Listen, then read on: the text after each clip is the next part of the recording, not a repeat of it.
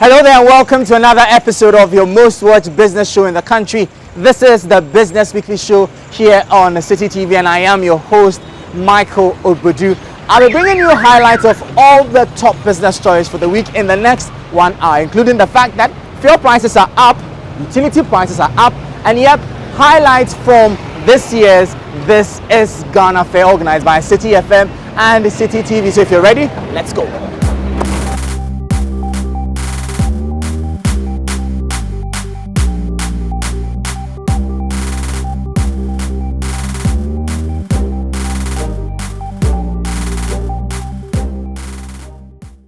On the 1st of September, electricity and water tariffs were increased by 27 and 21% respectively.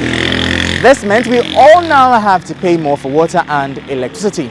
Thankfully, the increment wasn't as high as the utility service providers had requested for, even though we all really don't want to hear of any price hikes amid the current economic situation. But it's not just us everyday users who are concerned. Some business owners in Accra have expressed fear about the impact on their activities.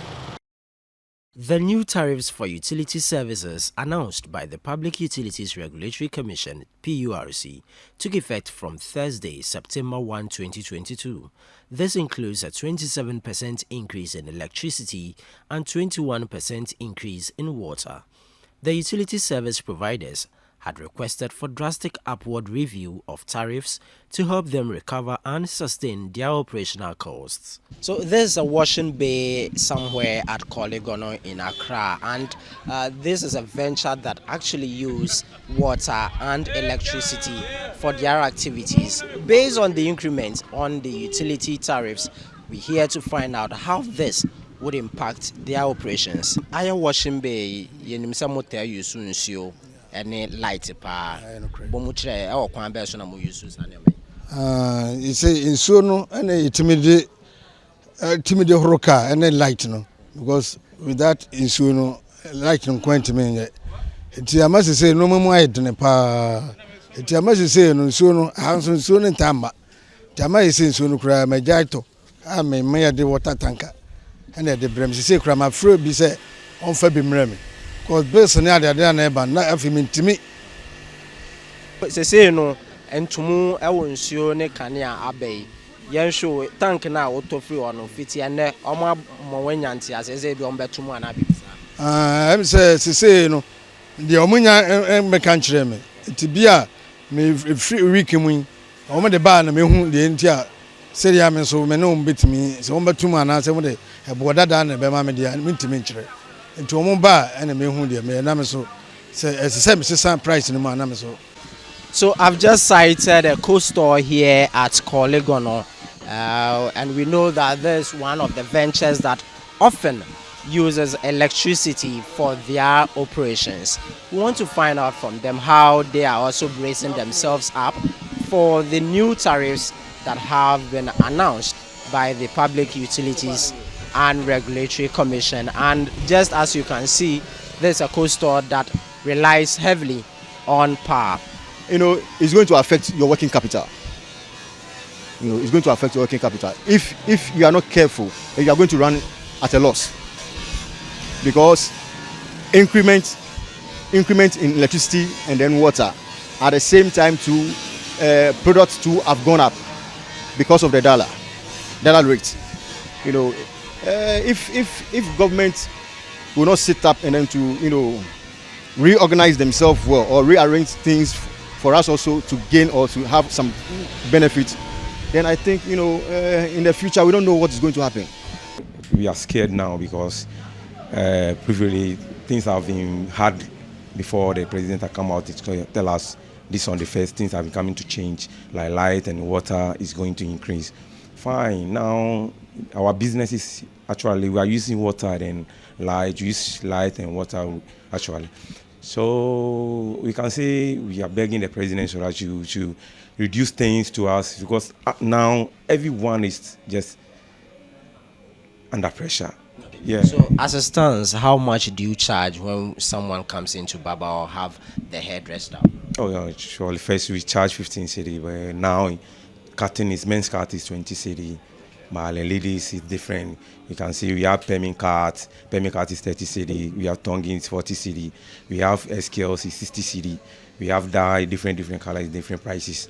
Actually, With the increments, are we seeing any increase in your prices as well? oh, actually, I can't even increase my price because if I increase it, here is Choma Plobi Choco. We are not living it down East Legon, then Transaco, and blah blah blah.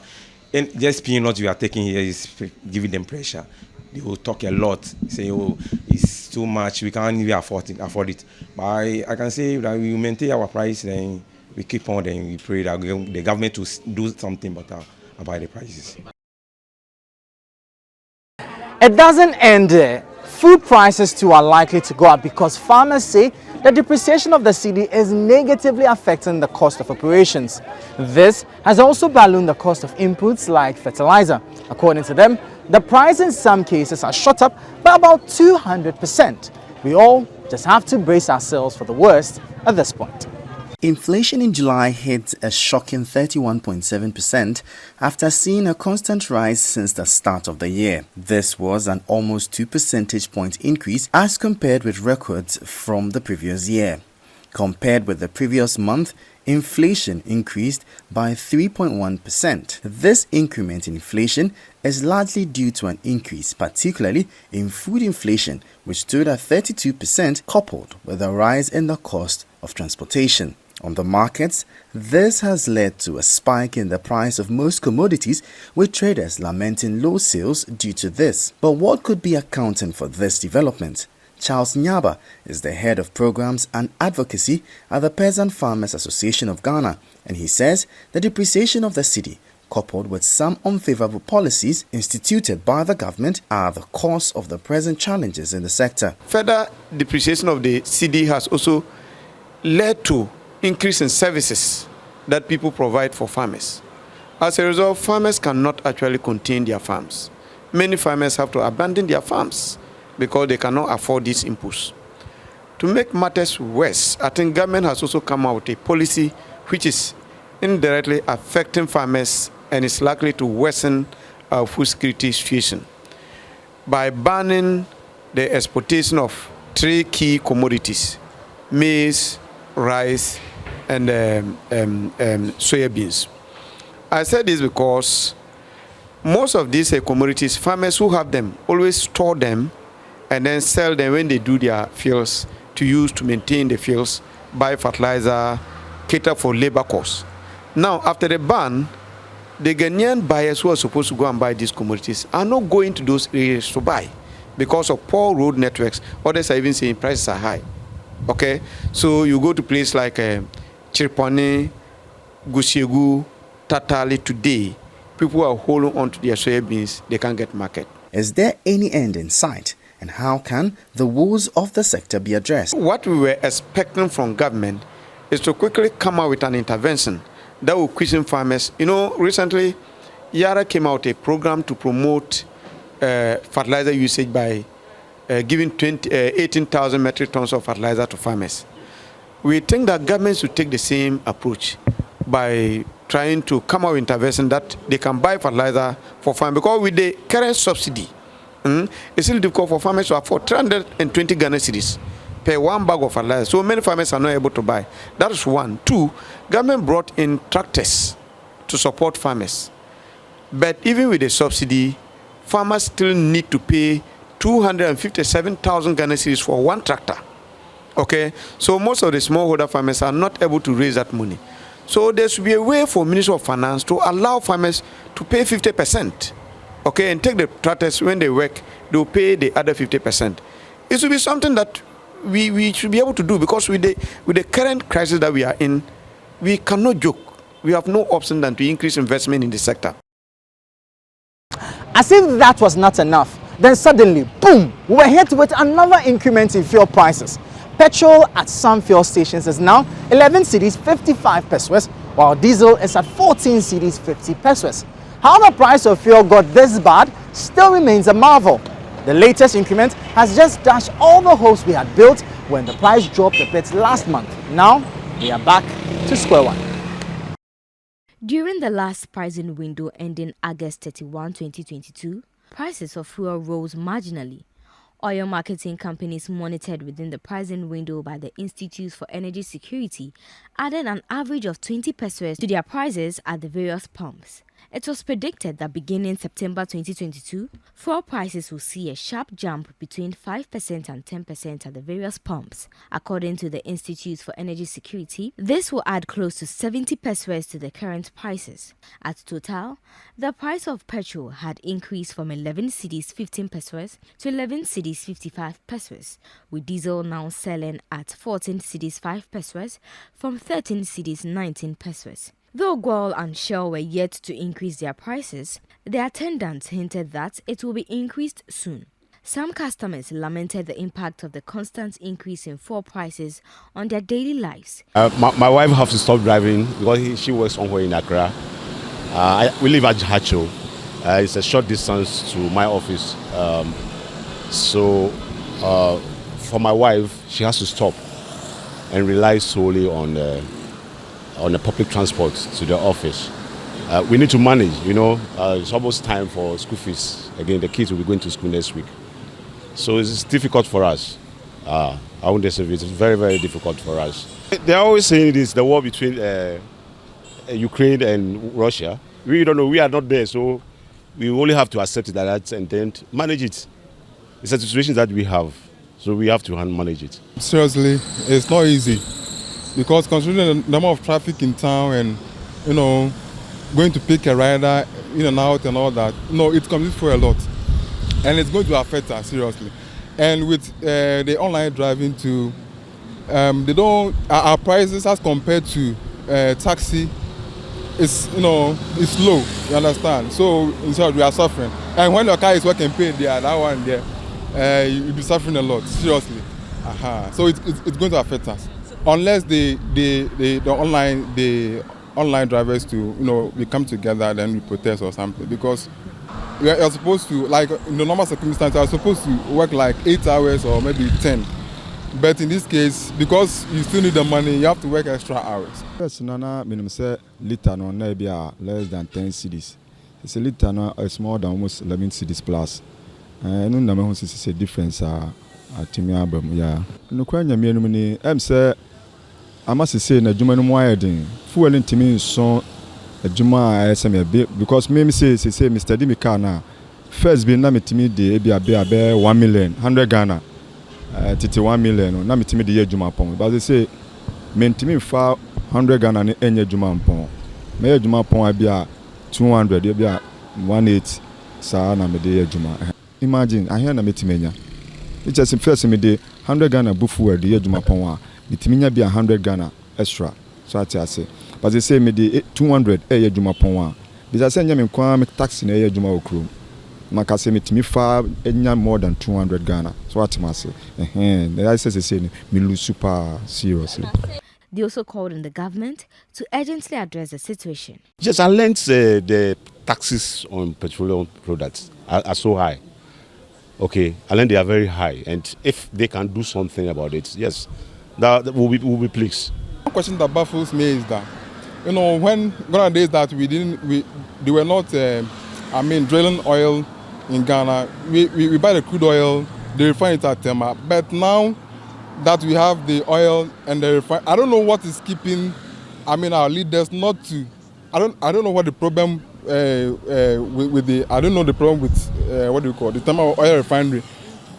I don't know the faults that that they can't repair it and then begin to mine. Do the oil, refine the oil here, then also so that we can be free. You understand? Because if you are drilling the oil here and then we are refining it here, it's going to it will go a long way to help us. I say individual ye dey ntimi nka hwe mfa fuwe na yesa no. This aban na betima bom aman. Otimi ama fuwe no price na ba down na so etimi e dey adwuma anya sika because fuwe no cost so a enyi ni se obia betima anya sika tumbo. Na Ghana misume mani afika kra mahu se fuwe na ye bibia o krom ha. Otu fuwe mu a fuwe cost so a brother kra be koto kra no bo so be cost so gari be cost so bibia be cost so because e bibia ye transportation. With all these financial pressures brought about by the present state of the economy, the last thing we want now is anything that would bring us more financial liability. So you can imagine the frustration of customers when they were sold water-laced fuel, which nearly ruined their vehicles at the Shell filling station at Atimpoku in the eastern region. Some of the customers actually threatened to sue, but the company has apologized and says it's willing to make amends, especially with the damages on the vehicles of customers. Social media went ablaze on Monday, August 29, after a young man, Michael Apia Champong, went viral on social media after posting a video on Facebook complaining about the diluted fuel he purchased at a Shell fuel station near the Adome Bridge at Atimpoku in the eastern region. The video received national attention, leading to the National Petroleum Authority's decision to shut down the filling station for investigations to begin. However, in an interview with Citi News, Michael Champong described the situation as a scary one. He alleged that management of the station knew about the selling of water-laced petroleum products to unsuspecting customers, hence his conclusion to file a suit against Shell. I just started shaking, and then the engine went off, and so we had to sort of guide it to a stop. Which was fortunate for us because at the time that it happened, because we were in town, we weren't speeding. And so you start thinking, wow, what if you had been speeding and the engine had gone off and you can't really control the car? What happens next? We were speeding. What would have happened to us? And then thought, my family, my kids, I'm thinking everybody like that is how fleeting life was in just over somebody's negligence, and yeah, it could have cost our lives. Yes. When I got there, the manager was aware that the fuel was diluted because it had been told to him, and I asked him whether he had checked the fuel. He said no. I was like, so get a clear bottle, fetch it, let's all see. And so I videoed him fetching it, and we all saw the distinct separation between the two. I'm definitely taking them on. He further advised the management of Shell Group of companies to be stern on quality control and called for the punishment of workers who were negligent of their duties. These things keep happening. When I posted on Facebook, I had all these people sending me messages. I even got some others who were affected from that Atimpoku station on that same day and didn't even know it was a fuel problem till they saw the video and realized, wait a minute, that was why we had the problem that we had. So I don't think it's a one-off situation. It's not an isolated situation, but I do sincerely feel that they need to feel it this time around. They need to be made an example of. They need on the principle of it, and also to safeguard the masses. People need to be taken more seriously. This wasn't good at all, and especially from a brand like Shell. It's a global brand. They don't have the luxury of being this negligent. However, Shell Group in a statement explained that there was heavy rainfall on the said date of the incident, causing water to seep in the area of operation at the station.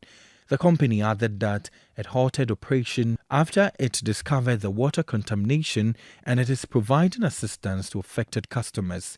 The head of quality control at the National Petroleum Authority, Saeed Kutia, however, explained that apart from the shutdown of the station, measures have been put in place to prevent a reoccurrence of the situation. For operational and safety and quality purposes, you need to check whether there is water inside the product. Let me establish that there are various ways that water can get into an underground storage tank. One of them is what happened if you have storm or rainwater coming in, or it could be through condensation where you have moisture in the atmosphere, or maybe one of your pipe could not hold and is able to collect rainwater. So that is why operationally you are supposed to check every morning, and that if there is water, free water, you pump it out. Meanwhile, the Chamber of Petroleum Consumers Ghana (COPEC) is calling on the various regulatory authorities in the petroleum sector to ensure oil marketing companies (OMCs) carry out mandated routine maintenance of their facilities. This, the Chamber believes, will help prevent a compromise in the quality of products sold by the OMCs in the country. This has only served to remind us that there are still those issues in and around us that need some comprehensive addressing, and we will be calling on the NPA not to just go in there and shut, but ensure that that particular outlet and several other outlets in and across the country do get the comprehensive audit assessment done to ensure that both what is underground and the pumps that are actually dispensing the fuel are all up to the standards that the Ghana Standards Authority already prescribes. It is indeed a wake-up call, and we expect a lot more to be done than just shutting that station, and that should be it. You know how increment in fuel prices can affect various sectors of the economy. Tipper truck drivers are no exception, and according to them, beyond that is the worsening economic situation that compelled them to increase their rates. But it looks like their customers won't have any of that. In response, the Tipper Drivers Association has declared a one-week strike, a move they are bent on extending if things don't change. The Tipper Drivers Association says the increase in prices of spare parts, fuel, and the increase in the acquisition of various sites is impacting negatively on their business. The association says barely a month ago, they announced an increase in their service charge to correlate with their activities. But this has hit a snag as customers have refused to pay the new service charge, prompting the strike action. National Chairman of the association, Kadri Inusa, says the strike is expected to last for a week but will be extended should they fail to achieve the intended purpose. 1 month ago, we came out and spoke to our customers about the prices that we are selling to them. But up to date, they don't afford the price that we want. We are facing challenges. Bitterly, we are facing challenges about our customers and our cowardice. See, due to our sales, these days we can't afford the sales because of the price of the sand. You see, and we buy our disease high cost, and then when we come out, we sell on a low price. So it affects us. That's why we want to go to the maintenance. We don't want to see any vehicle from Accra or anywhere picking a sand from Kaswa to any destination. We don't want to see that. And even if compulsory, we will send the sand to other police station or any school or DC office. Local chairman of the association in Kaswa, Frankie Auhegan, says they will use the period of the strike action to conduct maintenance work on their vehicles to reduce accidents. It's national, so we decide to do everything equally. That is why we are telling our drivers, our union members, national, central regional Tipper Drivers Association, all of us to go to workshop and maintenance to serve our customers too well. That is why. Due to sales, the way we will do our sales, that is, we can't go to workshop to do our maintenance well. That is why we decided to, all of us to go full week workshop and maintenance. The 2021 Banking Specialized Deposit Taking Institutions and Electronic Mobile Issuers Fraud Report showed that staff involvement in fraud increased by about 25 cases to 278 in 2021 as compared to the previous year. The second Deputy Governor of the Bank of Ghana, LC Adoawaji, is hence encouraging the committee for cooperation between the law enforcement agencies and the banking community to step up efforts to deal with the fraud cases within the financial sector.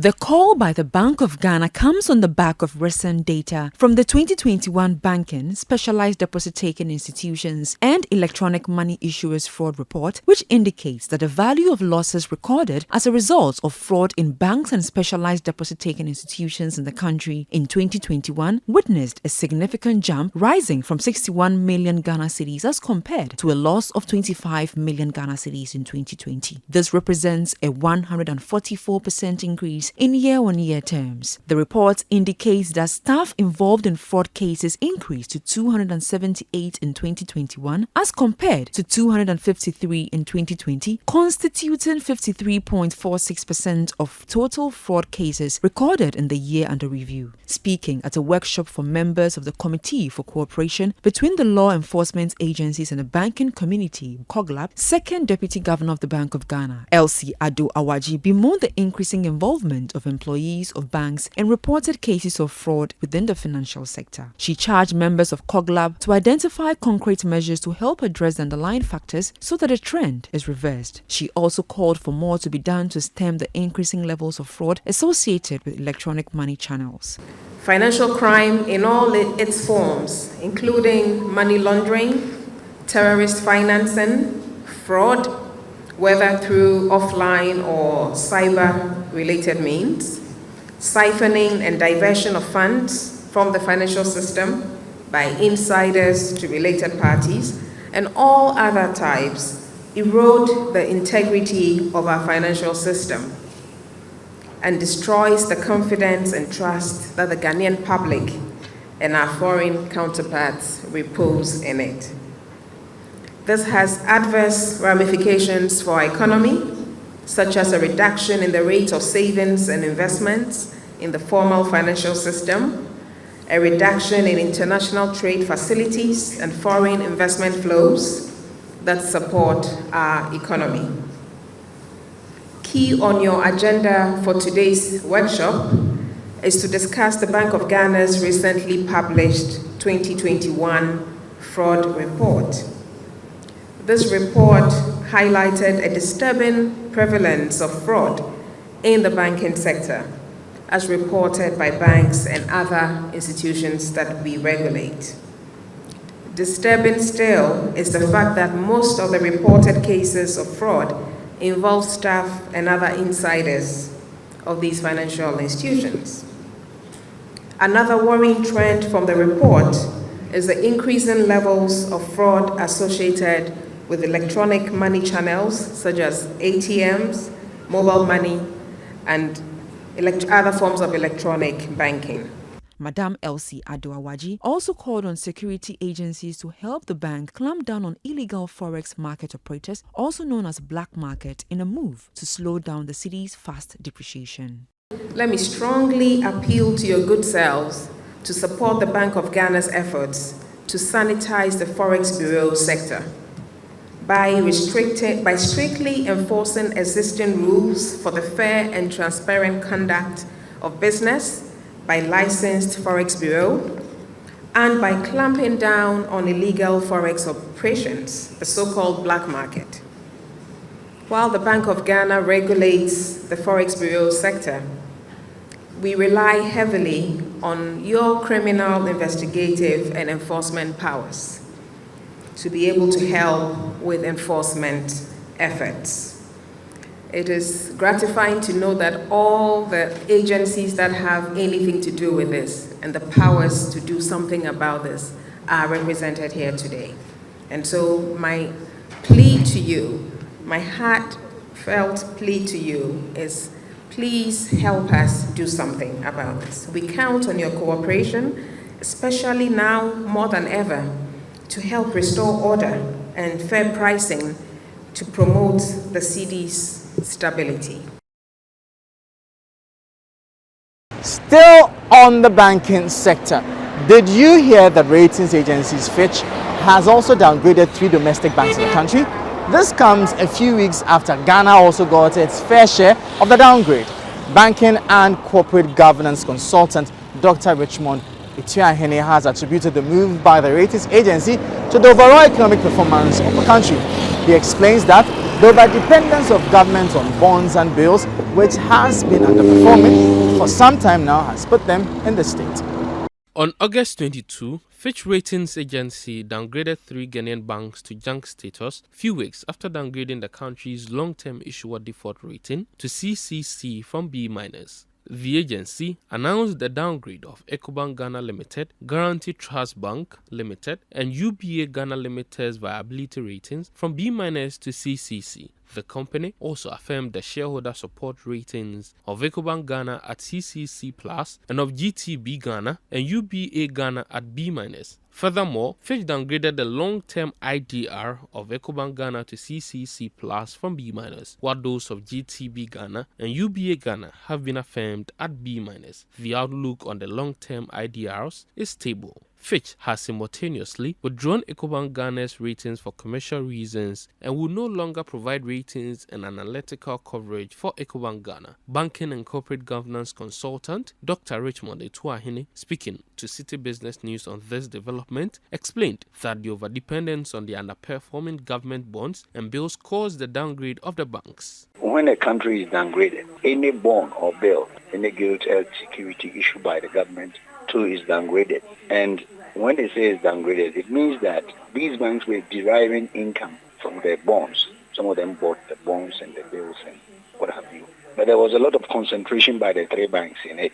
3 banks actually were more involved in the government bonds and the bills. So meaning that when the country is downgraded, definitely the investment too would have to be downgraded. And in so saying, it means that should government default in paying the debt, and possibly not the interest, it would affect the balance sheet of the 3 banks that have been selected. So literally, if I want to explain, I say it reflects on the concentration of their operation on the government bonds and bills, which they derive a lot of revenue income from it.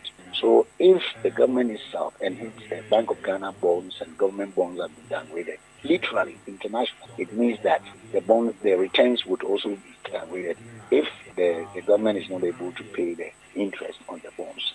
Dr. Ituahene further shared the opinion that the downgrade will not affect the patronage of the banks. Well, it depends. Information asymmetry. A lot of we Ghanaians do not know the ramification of this downgrading and the possible default of the bills. If a lot of us were aware or consciously aware, then it could have affected the confidence in the system. But information asymmetry in Ghana is very high. How many of us actually read what I'm saying, what I have read and what I read into literature and find out? How many of us do? So a lot of information asymmetry helps us not to know much about what is going on. So that would actually help us not to affect the banking sector.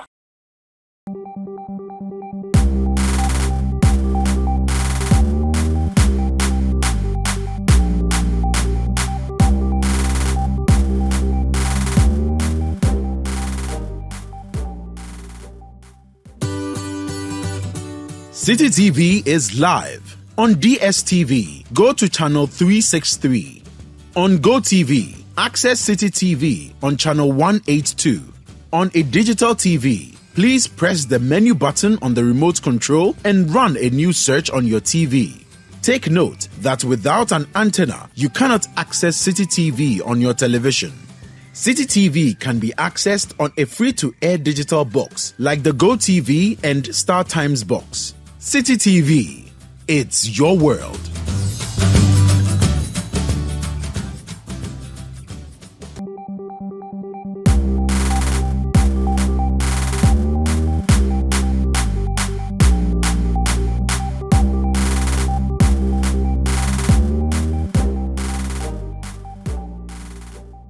Barely a month after government announced another extension of the deadline for the SIM card re-registration exercise, the number of persons who have visited offices and the network service providers to undergo the process has dropped by a whopping 98%. The Chamber of Telecommunications says as of August 20th, 2022, less than 6,000 persons had completed the biometric capturing for the re-registration exercise compared to over 235,000 who had registered as of July 28th, which was 2 days before the extension was announced.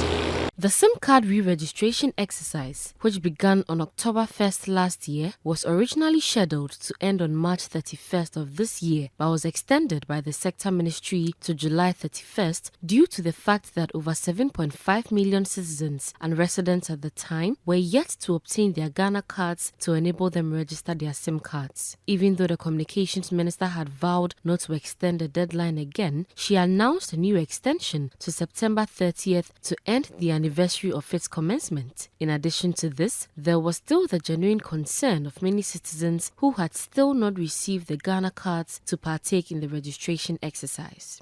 However, it is observed that many who have the Ghana cards choose to wait for the last minute before rushing to the various network companies to re-register their cards. The figures from the Ghana Chamber of Telecommunications prove this. As of July 28th, 2 days to the initial deadline, 235,460 persons had completed the biometric capturing process of the re-registration exercise. On the day of the deadline, that's July 31st, before the new extension was announced, the number stood at 153,814. The day after the announcement saw the numbers reduced drastically by 64% to 83,854 and continued to record a decline in the remaining weeks to reach 5,861 as of August 20th. Chief Executive Officer of the Ghana Chamber of Telecommunications, Dr. Ken Ashigbe, tells Citi Business News measures must be put in place to compel people to make use of the time before the deadline rather than rushing to the telcos at the 11th hour.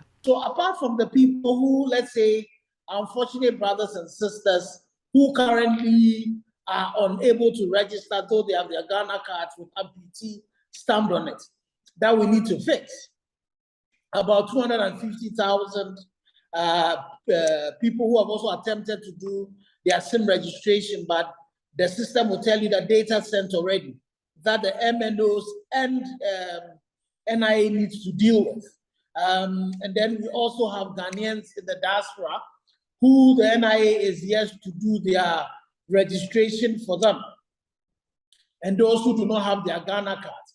But for those who have Ghana cards, it's important that we find a way of nudging them to go and do this registration. And it's something that working together with the NCA, there are some steps in place, as the minister alluded to, that there will be some discomfort in the coming days, where if you have your Ghana card and you have not registered, you might not be able to use some services till you go and register.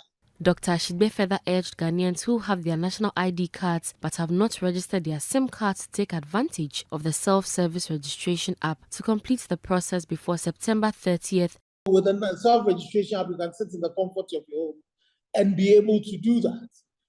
I have tried the app, it works. The only challenge I have is that I think that the point at which payment is made should be deferred till the point where you have finished all your taking your biometrics, taking the likeness test, and now the system determines that you've completed it. And then at that point, the system will ask you to pay.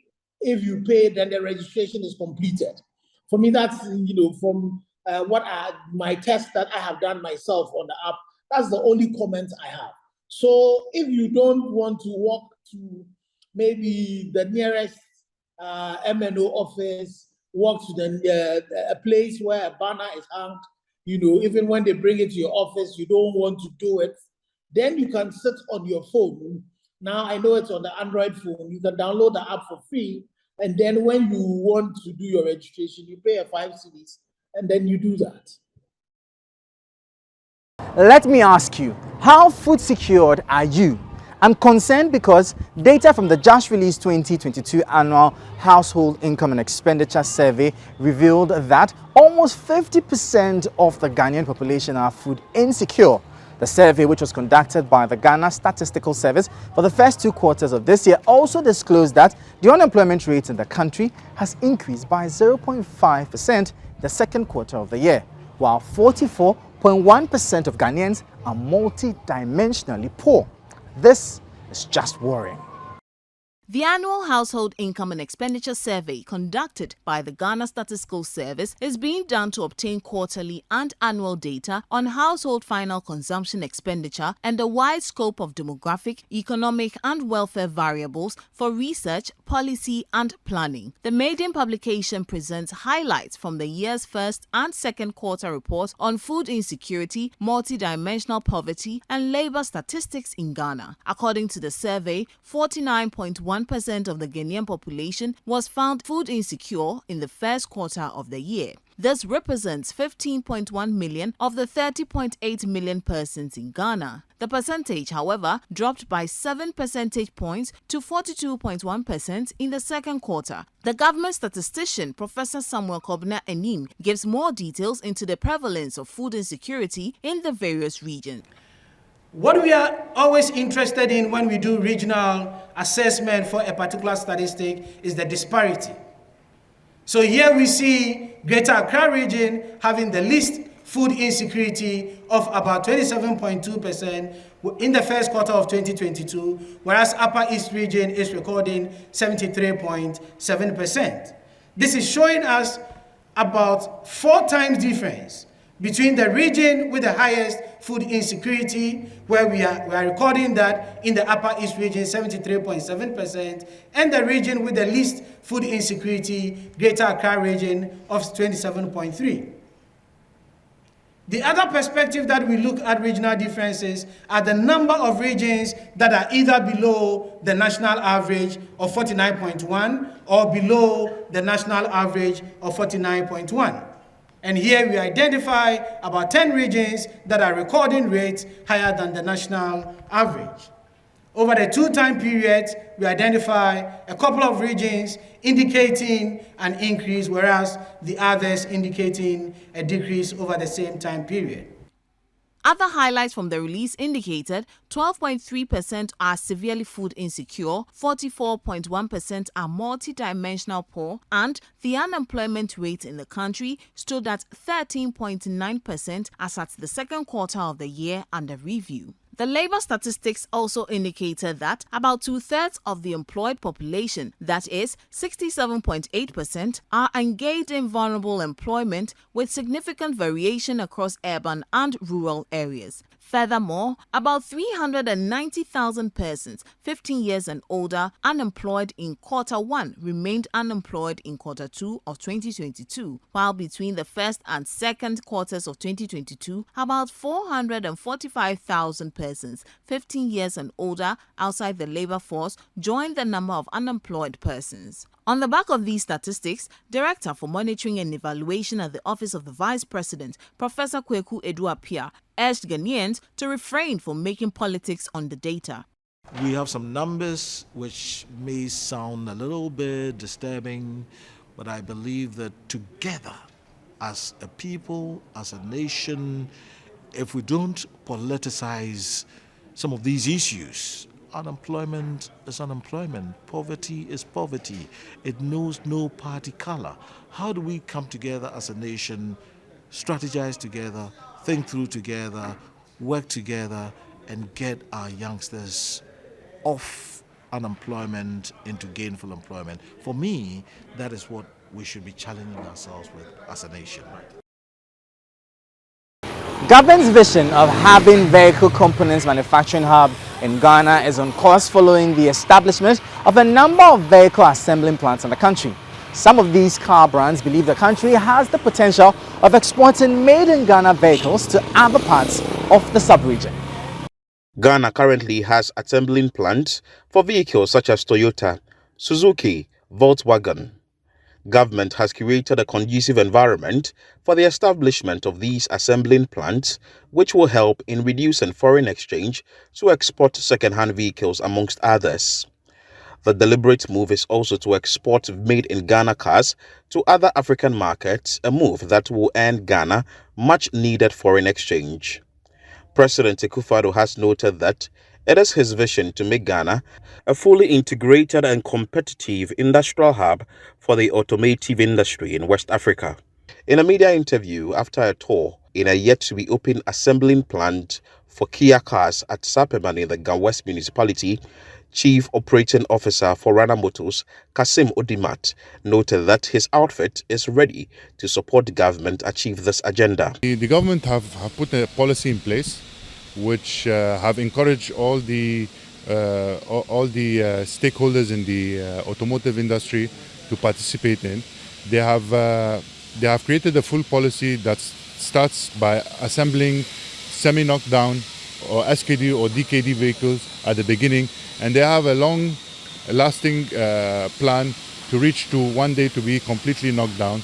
Also, what they have put in place that they want also to encourage component manufacturing in this country. So it is a long-term plan put by the government, and I believe that the first steps of setting up assembly plants by different automakers in Ghana has started, and we believe that more and more in the future we may start to see also component manufacturers and other industry players for us to have a more complete environment, and for us to also reach to the target of the government and the target of our industry as a whole is to reach to a stage where at one point Ghana will become a country that can not only supply for Ghana and for Ghanaians, also to be playing more a regional role, and also maybe in regional as ECOWAS or West Africa, and even further into the whole African continent. Municipal Chief Executive for Ghana West, Clement Wilkinson, also assured of government's commitment to make the road leading to the assembly plant motorable. Whilst we are lobbying for this one district, one factory, and all those factories are coming, it's our responsibility, government responsibility, to make sure they have access to the areas, and this is one of them. So we have about almost 4 kilometers from the main route, or I might say 3 or 4 kilometers from the main route to this side. And today we are here to do that inspection, and we'll make sure that road will be fixed for them so that they will have access to the area. And between me and them, everybody will have his share. They have just barely 3 months to start this assembly plant here. And I'm not telling them by 3 months' time that road will be fixed, but we will make sure we'll start before they start work here. Now to the This is Ghana Fair. If you weren't there, then I'm sorry to let you know you missed out on a grand opportunity to engage with authentic and quality made in Ghana products and producers. The event, organized by Citi FM and Citi TV, was held at the forecourt of the Accra Metropolitan Assembly last weekend and had over 100 businesses participating in the exhibition. The focus of the fair was to create space for the promotion of Ghanaian products and services to boost the Made in Ghana agenda. Trust me, it was such a big deal that the Vice President, Dr. Mahamudu Bawumia, passed through. If you missed out, here are highlights of the event.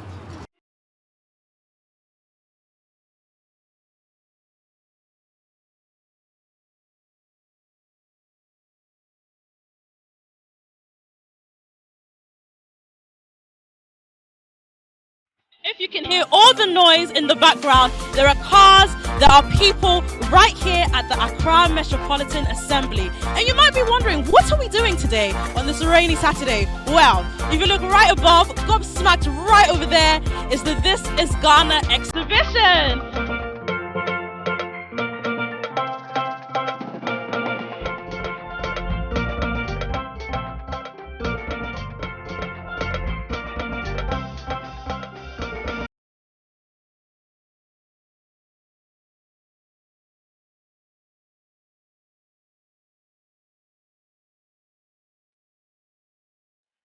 In line with the World Food Day, we are organizing a food fair.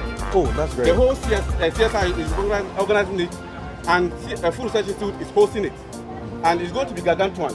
Hey, gargantuan. Oh, yes. Very huge, I understand. Our mother, Rebecca Kufodu, is coming there with her team. Great. So everybody should come. Everybody. Now, let's move on. Okay, yes, sure. Food Research Institute are here to talk about 4 main models. Okay. The first one is the healthy food. Okay. You know, we are now in a new normal day, and we are conscious of what to eat.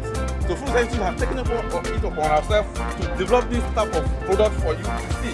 They are very nutritious and very healthy for your consumption. I'm grateful that you could join us. Just tell us, I know that you deal in insurance and other packages. Just run by us. Okay, thank you very much, and good afternoon to all your viewers. We are happy to be here. So this is Enterprise Group. We are made up of 6 very strong brands. Talking about Enterprise Insurance, which is the general insurance business, Enterprise Life, Enterprise Properties, Enterprise Trustees, Pensions. We have Acacia Health Insurance, and then we have the Enterprise Funeral Services, which is Transitions. Okay. So great. Transitions is actually specially Yes, stationed at the other side where you see the vehicles, because we'll be displaying the hearse and what it takes to really get into the funeral business. And so for Enterprise, we are a financial services provider. We provide insurance, health insurance, life, general, as well as pensions and then property services. Yes. Let's now talk to the Ghana Atomic Energy Commission. They are here with us. What are these? These are products from an insect called black soldier fly. Black soldier fly is an insect that is very rich in protein and fat. So we are trying to train farmers who are into livestock production, aquaculture. We want to train them to produce these insects because of the current challenges that they have with soya bean meal and then fish meal. It's becoming so expensive, and a lot of poultry farmers are even closing down. We understand that the Vice President of the Republic of Ghana, Dr. Mahamudu Bawumia, has just entered, and he is going to also be experiencing what is happening here. That is that this is Ghana exhibition. Currently you see him with the CEO for Citi and Citi, Samuel Atamensa, and other dignitaries who will be touring what is happening here. So as you can see, the Vice President is here. He's going through, and we are hopeful that he will be definitely impressed, because this particular government over the period has been talking about doing everything Ghana, and so we are sure that at the end of his tour he should be able to, or he should be impressed. And so as you can see, he's just greeting some of the exhibitors here now, and so we are expecting him to go through and see what's really happening.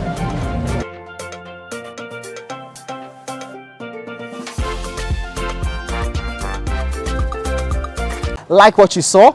Let me mesmerize you further, because barely a week after the This is Ghana Fair, exhibitors at the event say they are recording major boost in sales.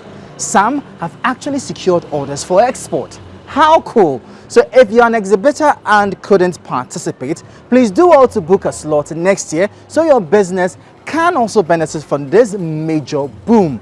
I interviewed some of the businesses who took part in the fair, and this is what they had to say. I actually tried out the toothpick, and I must say I was very impressed with it, especially with how flexible it was, which you don't find in traditional toothpicks. So kudos to you on that. But tell me about the sales on the day. How was the response to your product? It was amazing. We sold quite a lot, but our joy was actually not in the numbers in terms of sales. Our joy was the fact that a lot of the people who tested it accepted it as something that will, credibly replace the imports. And that was our biggest joy. Yes. Very, very happy to hear about that. But then tell me, so how are prospects now looking? Do you have orders? Are you expecting to do some supplies after the event? Yes. In fact, we have so far distributed about 100 to 2 major markets. We have some of our products in Makola Market now. Some are in Cape Coast. The Afasha is coming, so all the restaurants in Cape Coast are priming up for their market. A big thing on Saturday, Sunday here in Cape Coast. And they've taken a lot of our toothpicks. So tell me about yours too. I hear you have international deals already. I do. It was a good opportunity for me to showcase what we have here in Ghana and how we can turn our fruits into chips as well. These are healthy snacks, We have the mango, the pineapple, and the coconut with cinnamon. And on that day, I sold out on my coconut. Wow. Oh yeah, I came there with it. If I'm not selling out it, I'm not going home. I mean, this is Citi, and when Citi comes and when Citi calls, you respond. Sure. And so when I came to the fair, it was massive for me. After sales has been booming. I mean, people are calling for orders here and there, and so it was very interesting for me to be part. I say, give us numbers. So how many orders have you got? Like so far, we've gotten 300. Wow. Yes. This morning we got 50 orders for mangoes. Yeah, mango fruit chips, and the person is actually traveling outside with it. Fantastic. Yes. Talk about exporting Ghana. Yes, an airline too came over. They want to give out these snacks in their plane. Wow. Wow. I was happy I partake in the fair. I tried some of them. I really liked the whole cinnamon vibe in the dried coconut chips. I really enjoyed it. So, madam, tell us about yours too. How's the market responding post the event? Any orders? Yes, we've had some supermarkets call in. We've had some individuals call in with some orders. So we are processing the orders. We hope by end of day, today or tomorrow, we'll get their products to them. But I can see your canned tuna here. Yes. It looks very attractive. Yes, Tell us yes. about it. Okay, so we have 4 varieties of canned tuna products. We have chunk in oil, flakes in oil, chunk in brine, and then flakes in tuna, flakes in shito sauce. Wow. Yes, this is the flakes in shito sauce. I really want to try that. Okay, this one we find that the patronage for this was very high. Wow. At some point we even ran out of stock. At the fair? At the fair. How many pieces did you sell? I can't remember the exact figure now, but we sold a lot. Wow. We sold a lot. People saw it on the TV and came the next day to get it. Wow. And we had run out. And we could see the look of disappointment on their faces. Yes.